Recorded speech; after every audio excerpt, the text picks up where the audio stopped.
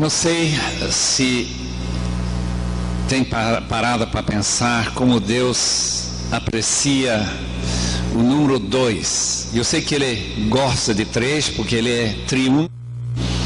Eu sei que Ele gosta muito de 4, porque são 4 diferentes estações do ano, 4 diferentes pontos da bússola, mas eu acho que Ele dá muita atenção ao número 2.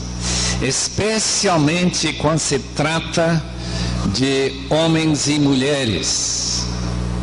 Porque quando Ele nos fez na sua imagem, os irmãos notam que Ele fez a gente com 2 olhos, 2 buracos nesse nariz, 2 ouvidos, 2 braços, 2 pernas, 2 lados do cérebro, 2 pulmões. E mais interessante ainda é que Ele fez homem e mulher. E se não fosse esta realidade binária, eu não estaria neste mundo, e nem o querido irmão. O que eu quero, portanto, nesta noite, é falar sobre 2 termos de destaque na palavra de Jesus, que talvez tenha uma mensagem para o nosso coração nesta noite. Os irmãos querem abrir suas Bíblias para Mateus capítulo 28, o último capítulo, o último parágrafo do Evangelho de Mateus. Começando com o versículo 16. Os 11 discípulos foram para Galileia, para o monte que Jesus lhes indicara. Quando o viram, adoraram, mas alguns duvidaram. Então Jesus aproximou-se deles e disse: foi-me dada toda a autoridade nos céus e na terra. Portanto, vão e façam discípulos de todas as nações, batizando-os em nome do Pai, do Filho e do Espírito Santo, ensinando-os a obedecer a tudo o que eu lhes ordenei. Eu estarei sempre com vocês até o fim dos tempos. Não sei se notaram em especial um termo que é bem paralelo a outro termo, outro vocábulo em Atos 1, versículo 8. Relacionado com este mesmo interesse que Jesus tinha e tem, que o mundo venha conhecer o Evangelho. Atos 1:8, versículo conhecido demais: mas receberão poder quando o Espírito Santo descer sobre vocês, e serão minhas testemunhas em Jerusalém, toda a Judeia e Samaria e até os confins da terra. Vamos orar mais uma vez. Rogo que os irmãos orem comigo. Eu creio que a oração de uma pessoa aqui atrás desse microfone não vale muito, mas se os irmãos concordarem em apoiar esta oração com seu amém e realmente queiram a resposta, eu acredito que Deus responderá a sua oração. Vamos orar. Senhor, nós acabamos de ler alguns dos textos de maior importância em toda a Bíblia. São tão familiares que facilmente desligamos nossas mentes e deixamos de pensar seriamente sobre o seu conteúdo. Eu peço, Senhor, que isso não aconteça entre nós nesta noite. Que o Espírito Santo, que desceria com poder, e que a autoridade de Jesus seja bem patente em cada coração durante esta hora e durante toda a nossa vida que Tu nos concedes. Rogamos isto, Senhor, para que Tua glória seja aumentada neste mundo E em nome de Jesus te pedimos. Amém. Os irmãos já pegaram as duas palavras, os dois termos. A palavra autoridade e a palavra poder. Em algumas versões se confundem. Encontra-se até em Mateus 28, versículo 18, todo poder me foi dado nos céus e na terra. Mas são palavras muito distintas e de grande importância não confundir estes termos. É muito claro que a evangelização do mundo depende destas duas realidades: a autoridade de Jesus e o poder do Espírito Santo. Os irmãos lembram que depois que Jesus ressuscitou, Ele mandou que seus 11 discípulos o encontrem num monte, nós desconhecemos qual, na Galileia, onde Jesus prometeu chegar e encontrar com seus discípulos durante aquele período de 40 dias, após o túmulo vazio e a ascensão de Jesus, que deve ter ocorrido justamente no Monte das Oliveiras, bem ao lado de Jerusalém, onde Jesus subiu para a destra do Pai. Daquele monte Ele prometeu que o Espírito Santo desceria com poder sobre os discípulos. A palavra autoridade tem uma outra palavra que vem junto, a palavra toda autoridade. Isso não nos deve surpreender, porque todo mundo tem algo em termos de autoridade. Se você não tem filho, portanto não tem autoridade sobre filho, se não tem autoridade, porque não casou ainda, sobre sua esposa, talvez tenha autoridade sobre um cachorro, ou algum gato, ou talvez tenha alguma autoridade sobre alguém que está trabalhando na sua casa, para mandar essa pessoa fazer alguma coisa. Quando Jesus declara, isso me parece central, que Ele recebe todo o poder, toda a autoridade, a coisa muda radicalmente. Porque a palavra toda significa que não tem nenhuma autoridade acima da autoridade de Jesus. A palavra autoridade, exousia, é a palavra que se usa pelo poder satânico. Por exemplo, em Colossenses 1, versículo 13, nós fomos transportados do império da autoridade das trevas para o reino do Filho do seu amor. Efésios 4:8, Ele tomou cativo o cativeiro, e com esse cativeiro nós passamos a ter uma outra autoridade, o reino do Filho amado, o reino de Cristo, e Ele reinará até colocar todos os inimigos debaixo dos seus pés. É uma declaração sobre a autoridade que Deus deu para o seu Filho. Agora, quando tratamos de poder, estamos tratando de algo que não inclui uma obrigação.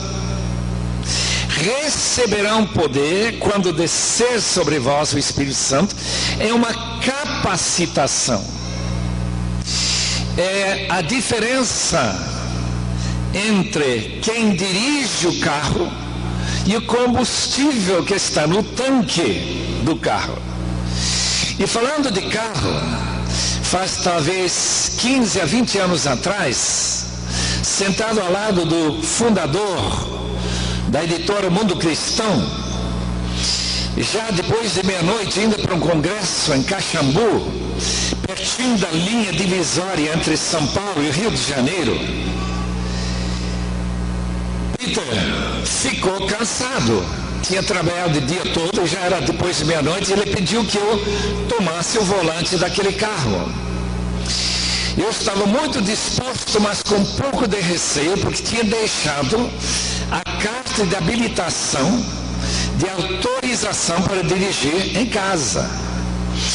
Mas, como eu achava que gente fardada nesta hora da noite não apareceria, quer dizer, chance de aparecer 1 em 1000, eu peguei aquele volante e fomos para frente. Mais ou menos 5 minutos depois, apareceu justamente o que a gente não queria.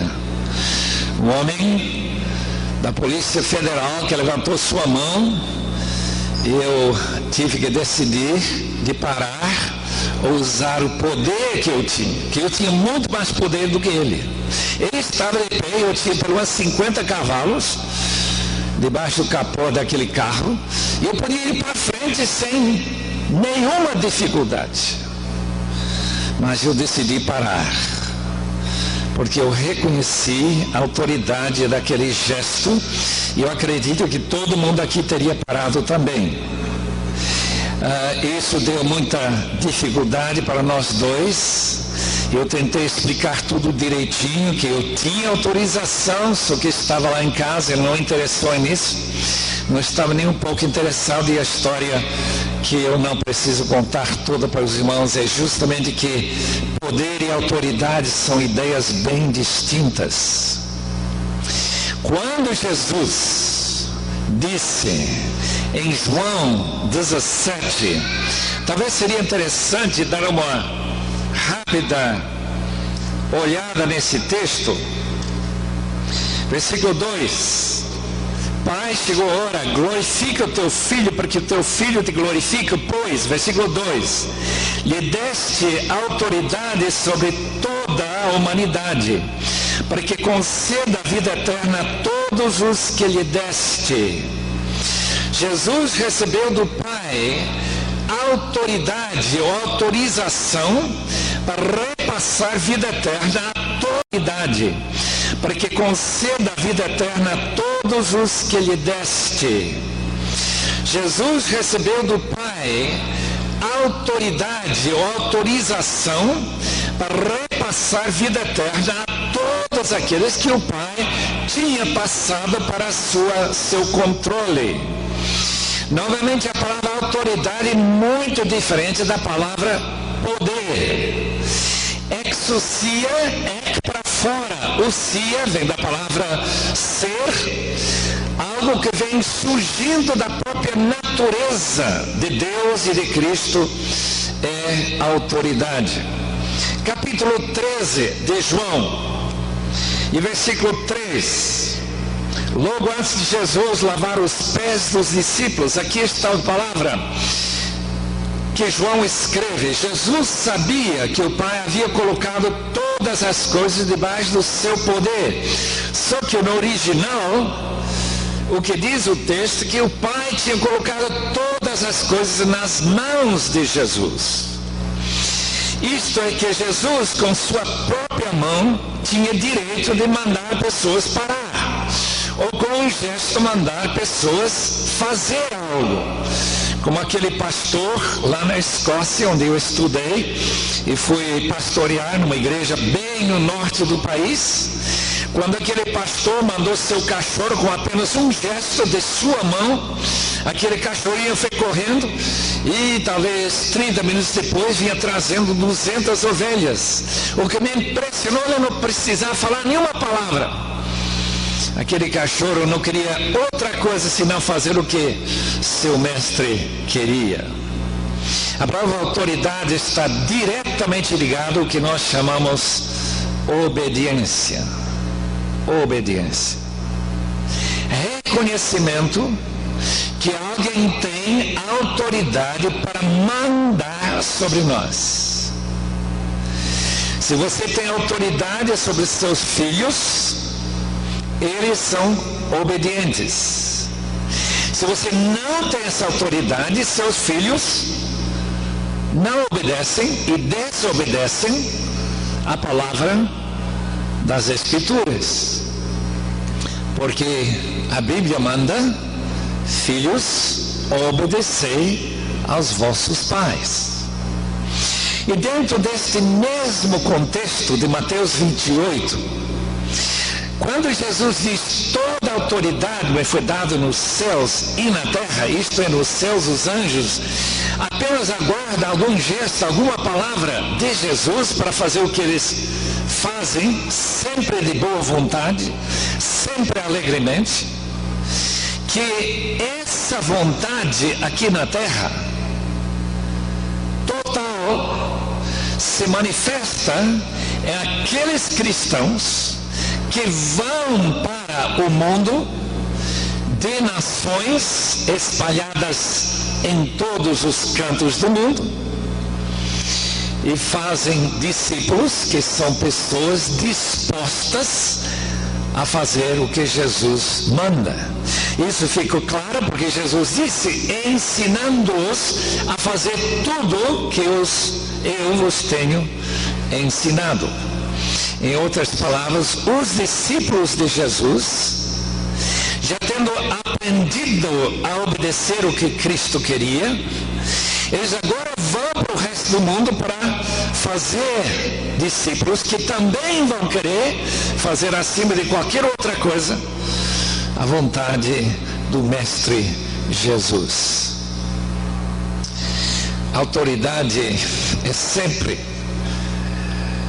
um conceito complicado, mas ao mesmo tempo simples. Por exemplo, nestas eleições que nós estamos nos preparando, já ouvindo bastante sobre os candidatos, nós estamos elegendo alguém que vai exigir obediência do país. Pode ser que algumas das suas decisões sejam muito mal feitas, suas ordens bem satânicas, mas uma vez que nós elegemos este presidente, este congresso, esses deputados e governadores, não sei quem mais, nós devemos ter uma disposição a obedecer o que eles mandam, ou sofrer as consequências. Quando o pequeno Percy, 5 anos, filho do inventor da espingarda Maxim, nunca tinha aprendido a obedecer, chegou aos 5 anos e ele fez alguma coisa, não tenho ideia o que foi, que a mãe ficou tão chateada com ele que ele disse, olha, quando seu pai voltar do laboratório, o senhor, você vai apanhar. Ele nem sabia o que significava essa palavra. Seu pai chegou, a mãe sussurrou no ouvido daquele famoso inventor e deu para entender que durante aquele jantar nenhuma palavra sendo falada, aquele aspecto sombrio, do jeito que ele fechou o jornal depois de ler apenas 1 ou 2 minutos. Quando ele subindo lá para o sótão disse que tinha que testar instrumentos de tortura e que o filho tinha que trazer aqueles instrumentos para bater naquela cama, tirou a colcha, tirou o paletó, foi enrolando as mangas de camisa e o rapazinho trazendo cabo de vassoura e pau e não sei o que mais. E eles então vão testar justamente esse negócio de apanhar. O filho e o pai batendo naquela cama e a mãe tremendo lá embaixo, pensando que o próximo abatido seria no filho, que não aconteceu. Depois eles cansados, suados, totalmente molhados, o pai olha para o filho e diz, a próxima vez é você. Ele melhorou muito após aquela experiência. Por que ele melhorou? Por causa do medo. Não foi porque ele teve uma mudança de caráter profundo, de querer obedecer mamãe e papai. Jesus disse, quando ele afirma toda a autoridade me foi dada nos céus e na terra, que essa autoridade deveria produzir pessoas que voluntariamente sem nenhuma ameaça. Os irmãos notam que esse texto não fala nada se você não for pregar o evangelho às nações, que você vai morrer de câncer com menos de 30 anos. Não diz absolutamente nada sobre o azar e a maldição que vai ficar sobre a sua vida. É simplesmente Jesus dizendo: eu tenho autoridade, vocês aceitam meu senhorio. Como é que vocês não vão querer fazer como os anjos fazem no céu o que eu mando aqui na terra? Aliás, Jesus protestou exatamente isso em capítulo 6 de Lucas, versículo 46, quando ele disse: por que vocês me chamam Senhor, Senhor, e não fazem o que eu mando? Autoridade é um tema fascinante, porque quando alguém aceita a Jesus, nós falamos desta experiência de conversão.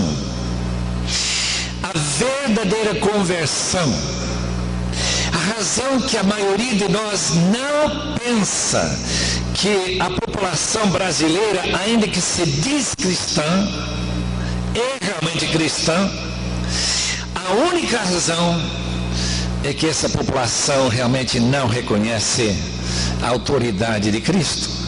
Não está interessado em obedecer o que Ele manda. Quando alguém confessa, e a primeira confissão da igreja primitiva era: Jesus é o Senhor, contra a autoridade de todos os imperadores, que também eram curioi, aqueles batizandos, ao mergulhar naquela água, estão declarando, estão assinando quase com seu sangue: Jesus tem toda a autoridade sobre a minha vida. Um dos melhores textos para entender a autoridade se encontra em Lucas capítulo 7. Os irmãos querem dar uma olhada? Aqueles que lembraram trazer sua Bíblia. Primeiro parágrafo de Lucas 7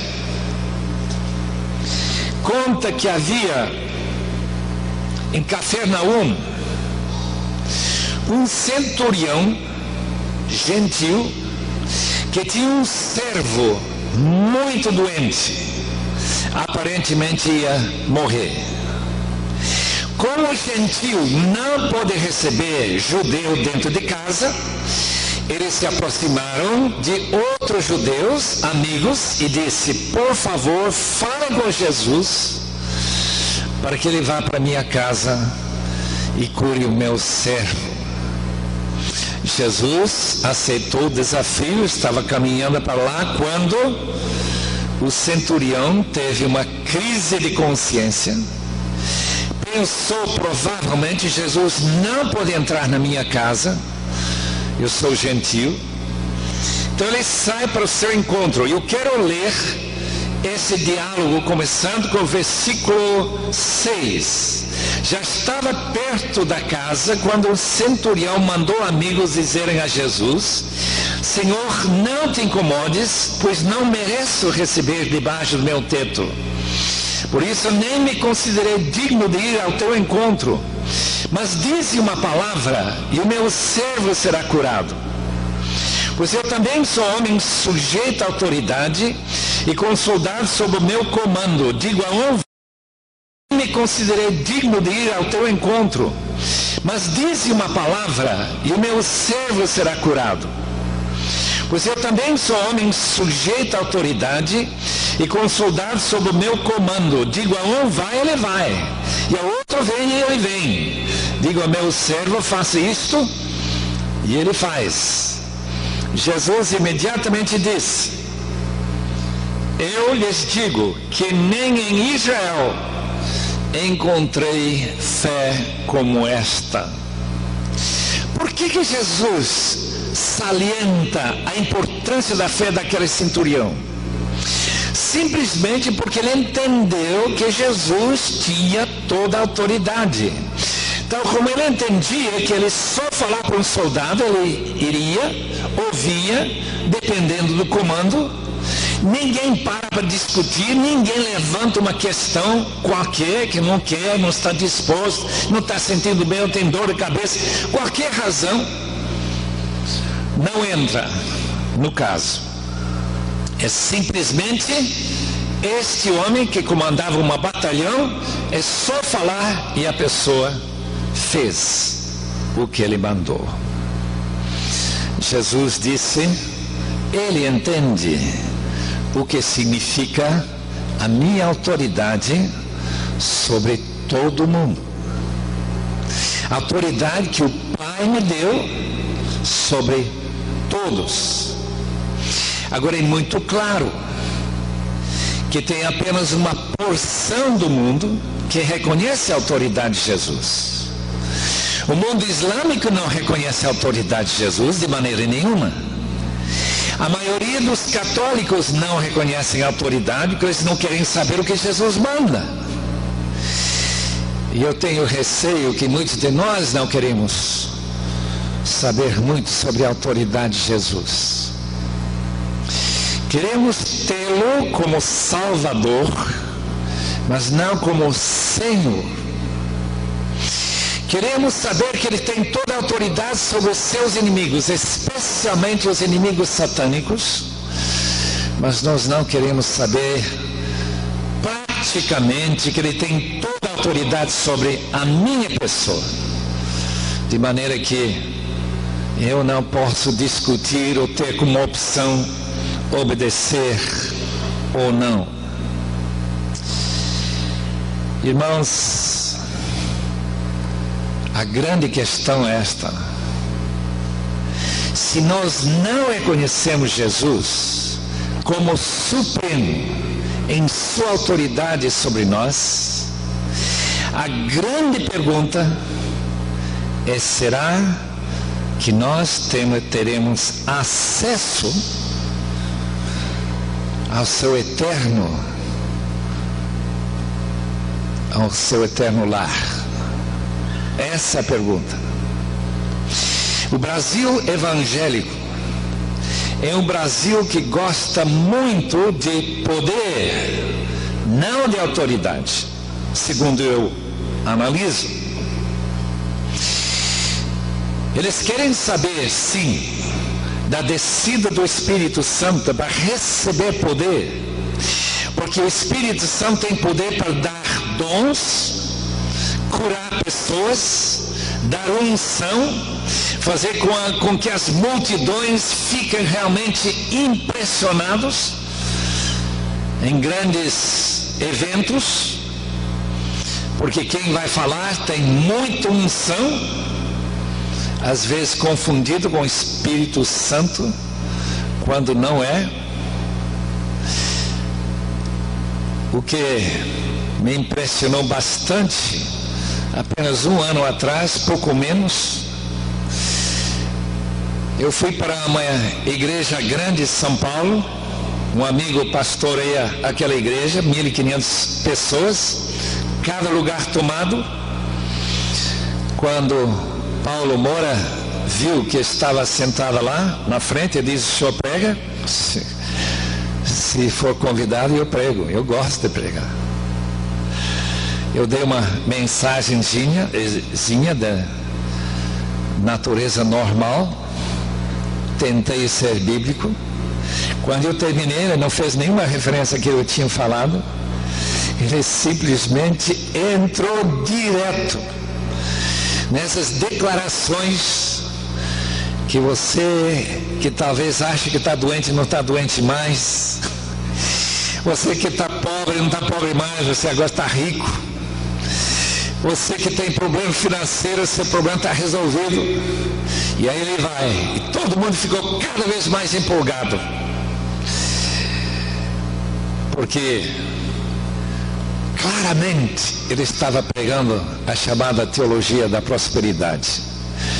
Eu não tenho tido muitos contatos com essa teologia na carne, mas essa noite eu tive o privilégio de sentir na carne a teologia da prosperidade.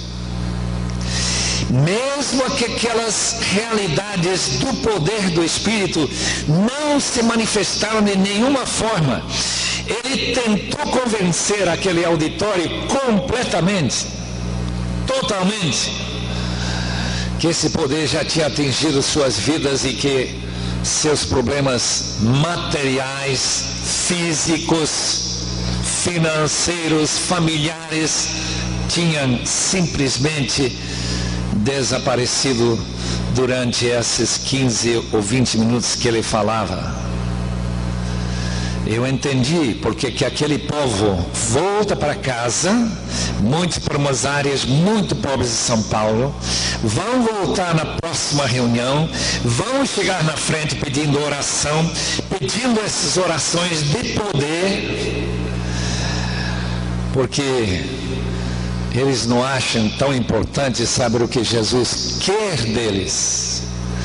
Eles querem receber o que Jesus tem para eles, por intermédio do Espírito Santo. Eu não quero diminuir a importância do poder. Se fosse de pouca importância, com certeza Jesus não teria falado na sua última palavra: receberão poder quando descer sobre vós, ou vocês, o Espírito Santo, e sereis minhas testemunhas. Não é um mandamento, é simplesmente uma capacitação para levar o Evangelho a qualquer canto do mundo e ter sucesso. Isso que significa poder. Como Paulo declara, por exemplo, em 1 Tessalonicenses capítulo 1, versículo 5, que quando ele pregou em Tessalônica, ele não pregou apenas com palavras, ele pregou com poder.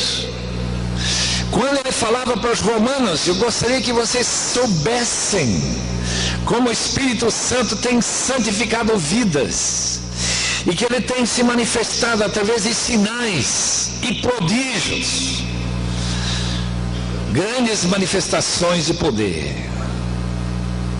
Mas Paulo seria o último, com certeza o último, a pregar teologia da prosperidade e esquecer que toda a autoridade pertence ao Senhor Jesus Cristo. Eu tenho tentado entender por que será que o Brasil, com 20 milhões ou 25 milhões de crentes,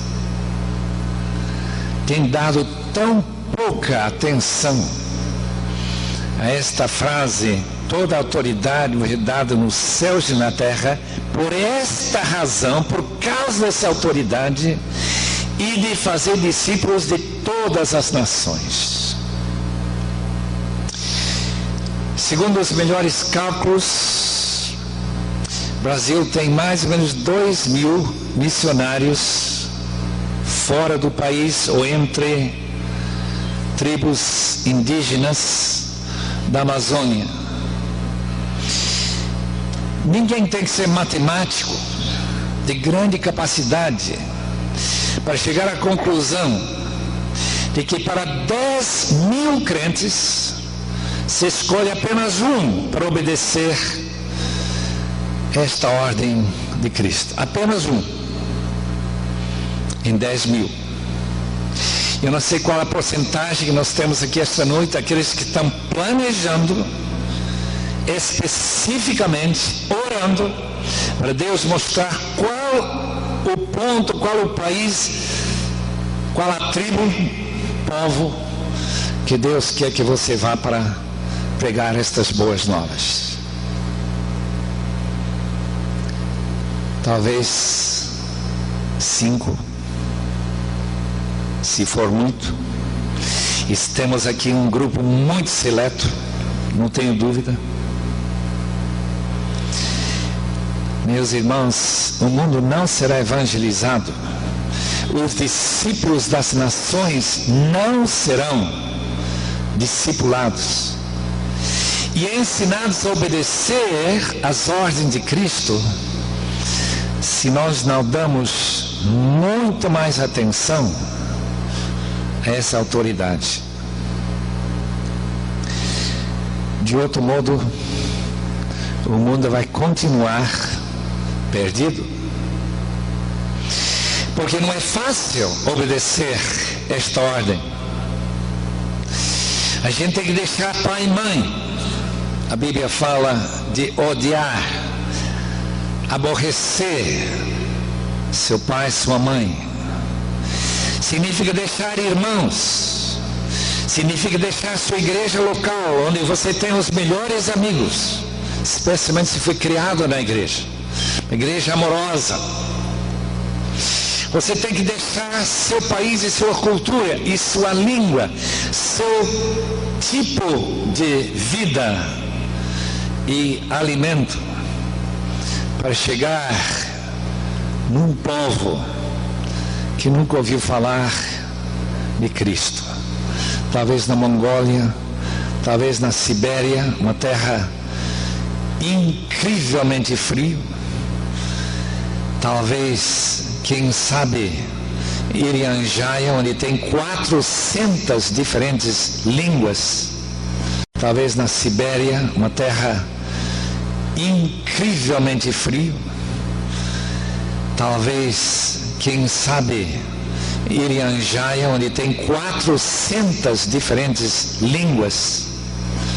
Você escolhe apenas uma delas. Ou talvez no próprio interior de nosso país, onde tem mais de 100 tribos que não tem nenhum contato com o Evangelho, porque ninguém tomou a responsabilidade de aprender essa língua indígena. Eu acabo de ler o livro sobre Sophie Muller, que pela graça de Deus alcançou centenas de índios na fronteira do Brasil e Colômbia nos anos 50 e 60. Ela está na glória. Mas esta semana passada eu encontrei alguns dos seus netos na fé, filhos das pessoas que ela tinha ganho entre tribos muito distantes dos grandes centros de população brasileira. Irmãos, quando John Mott pregou em 1910 em Edimburgo, nós ganharemos nossa geração durante esta geração. Vamos ganhar o mundo em nossa geração. Ele não estava contando com a dificuldade que pessoas têm de tomar Jesus a sério em relação à sua autoridade. Ele sabia muito bem que no mundo onde Cristo é conhecido, ter Jesus como Salvador é a coisa mais gostosa. Essas promessas que nós ouvimos esta noite sendo cantadas é uma maravilha. Estamos firmes naquelas promessas, que Jesus nos perdoou, que Ele nos levará para o seu céu, que nós temos um lar, uma mansão lá no céu. O que não está muito claro é o que acontece com pessoas que não obedecem às ordens de Cristo. Por que vocês me chamam Senhor, Senhor e não fazem o que eu mando? Minha última palavra se encontra em Mateus 7. Mateus 7, Sermão do Monte, Jesus falando palavras que para mim são muito difíceis de interpretar. Eu não entendo exatamente como Jesus poderia ter dito, em versículo 21, nem todo aquele que me diz Senhor, Senhor, entrará no reino dos céus, mas apenas aquele que faz a vontade de meu Pai que está nos céus. Muitos me dirão naquele dia: Senhor, Senhor, não profetizamos em Teu nome não expulsamos demônios, não realizamos muitos milagres? Então eu lhes direi claramente: nunca os conheci, afastem-se de mim, vós que praticais o mal. Esse texto chama muita atenção porque é um texto sobre poder. Ninguém duvida que profecia exige o Espírito Santo de poder sobre a sua vida. Expulsar demônios não é brincadeira se você não tiver poder. Quem já leu esse livro sobre o avivamento entre os Zulus na África do Sul vai lembrar que Eros Tega não tinha poder até depois daquela crise de avivamento, e depois o poder fluía com toda naturalidade. Esta gente que está agora em frente de Cristo no juízo tem poder. Eles admitem que eles fizeram muitos milagres no nome de Cristo. Mas Jesus disse: eu nunca vos conheci. Eu não sei como a pessoa pode exercer poder aparentemente do Espírito sem ser cristão. Muitos, não poucos, me dirão naquele dia: Senhor, Senhora, nós não fizemos estas obras maravilhosas?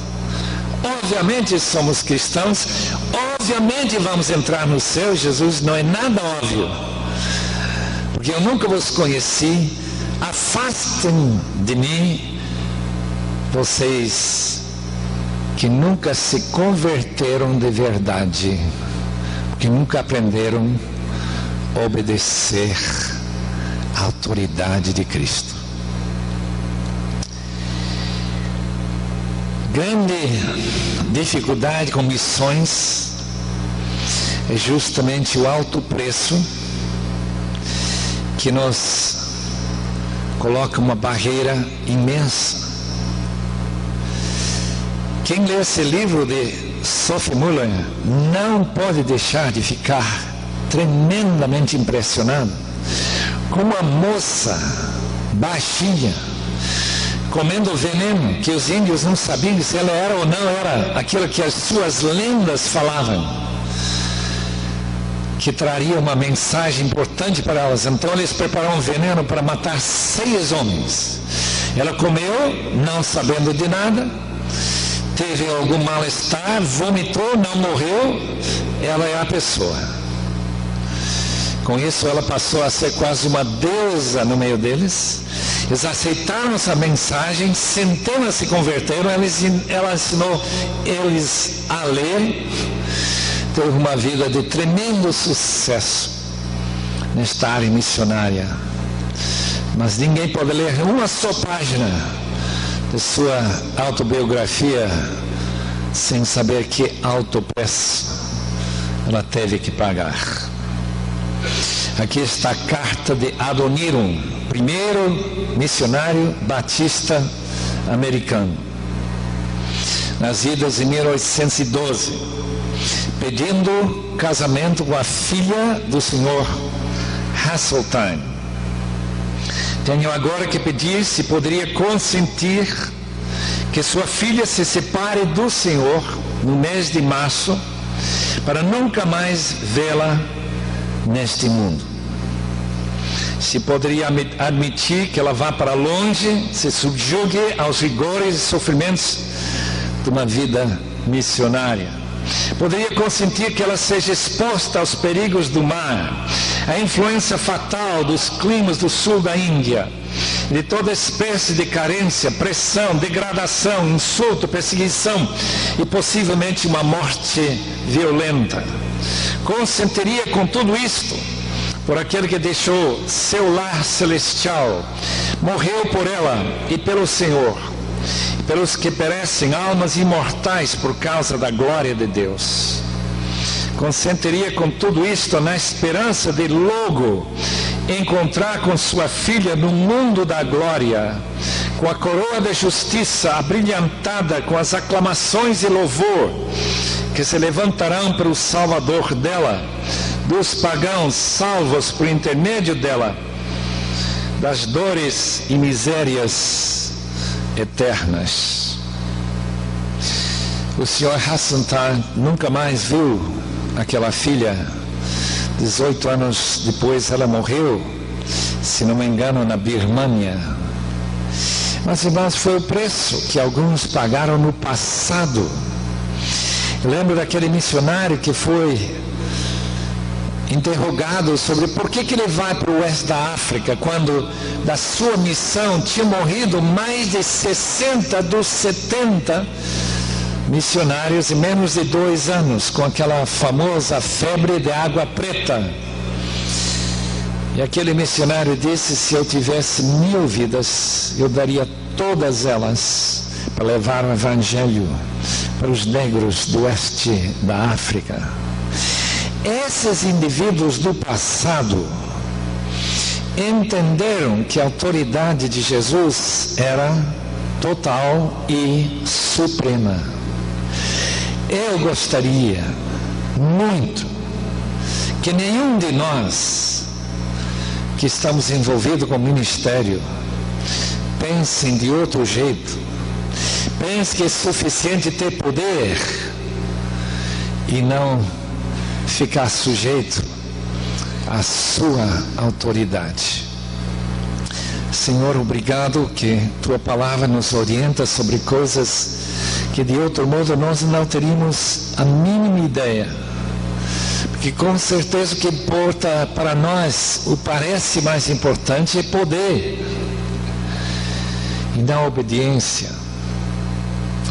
Mas, Senhor, rogamos, pedimos, te imploramos que nenhum dos candidatos a um ministério, seja ministério missionário em lugares complicados e difíceis da Amazônia, ou interior do Congo, ou qualquer parte do mundo, que ninguém pense que a autoridade de Jesus é de só menos importância.